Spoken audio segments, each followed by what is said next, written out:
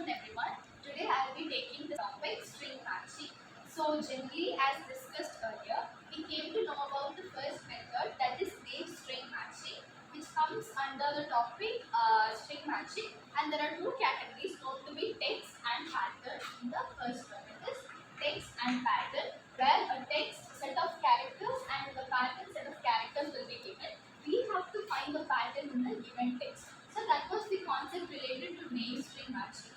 But we can find it sometimes quite complicated because of the time complexity. If you get to know the time complexity of this name string matching, we can see that it is big O of Mn. So that's why we are going to opt for the second method, that is KMP, known to be null modus Pratt algorithm. So this algorithm generally deals with the text and pattern as well, but we can see the classification, like how it is categorized and how it is discussed now.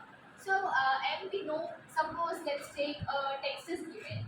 So example, let's keep it here. The text is given. Here the length of the text is denoted to be M, and the length of the pattern here is given to be N. So that is what I have written here. M is the length of the text and N is the length of the pattern. So for example, let's keep this is the string which is given. We can take it to be the text, and these are the characters given. So and this is the pattern. So we have to see whether this pattern, given pattern, is present in the given string. So while considering, if you see here this T, we have to compare the characters one by one, so that when we find here, we have to denote. For example, we have found the element at this position. Let's keep the indexes to be. Okay, so now we can see that this particular pattern is found at the position 3. That is what I have written as an example over here. This is a text is given text, and the pattern is we have to find the pattern that is test in the given text. So we can see that it is found at the 7th index position. So this is all about name string. But why are we not opting for it always is that it has some time complexities, and it also makes us to, sometimes it does not give us the quicker solution. So why we are going for this second one, that is optimal solution, null modus Pratt algorithm. Here if you see, the time complexity is big O of M plus N. If you see here, it makes a big difference. This takes a huge amount of time, but here the time complexity is this. So now let's discuss this generally. So first of all, if you see, a set of string characters are given. So how are we denoting them?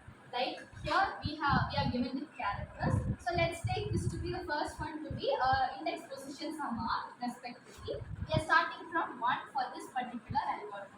So here we are denoting it to be, see here, A, B, C, D. So it is coming first, but A is getting repeated after here it is being given. So we are denoting it to be zeros, and after its repetition, how are we used to denote is that the A's index position must be denoted here. Have you all noted? So the second point is that after A is written, next we have come to B. So B's index position is 2. That's why we are denoting it to be 2. Next, if you find E, here previously you haven't seen any character to be E.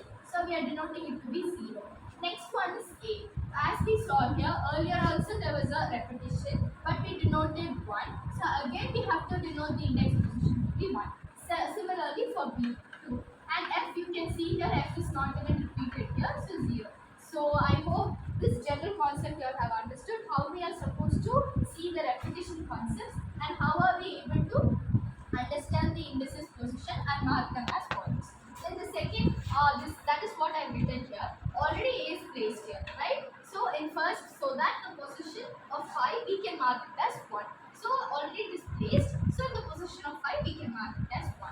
The second one is, see here the characters are given, the string characters are given, string of characters are given. So here I am marking it to be 0, and A I am marking it to be, let's keep the index positions. Okay, so here the index positions are marked. Now I am denoting the characters now as similarly how I discussed earlier. So 1 will be, the index number will be given here.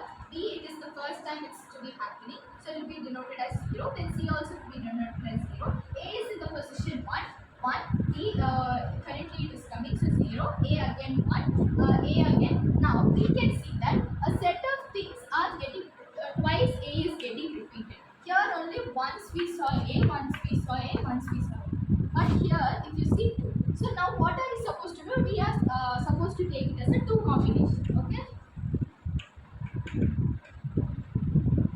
when we are taking it to be a 2 combination, then what will happen? Already this one is taken to be 1, this one is taken to be 2.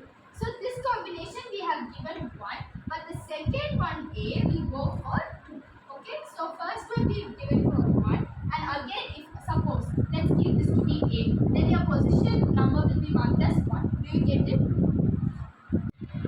So here the particular string characters are given and the pattern is given. Now let's understand how the algorithm works. So first of all, compare A of I element and B of j plus 1. As I told earlier, A of I elements will be correspondingly this, and B of j plus 1 you have to increment and find the elements.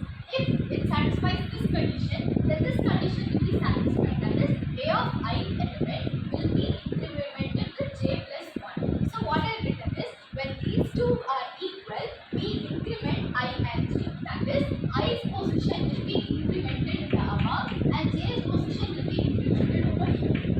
Okay. Then the second point is that if suppose the incremented element and this one will be, if we are incrementing this plus 1, then this will be incremented with 2.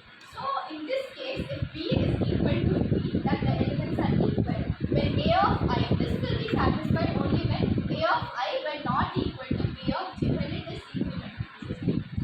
So it is not incremented. So the two main points to be understood by performing this algorithm is that a of I equal to b of j plus 1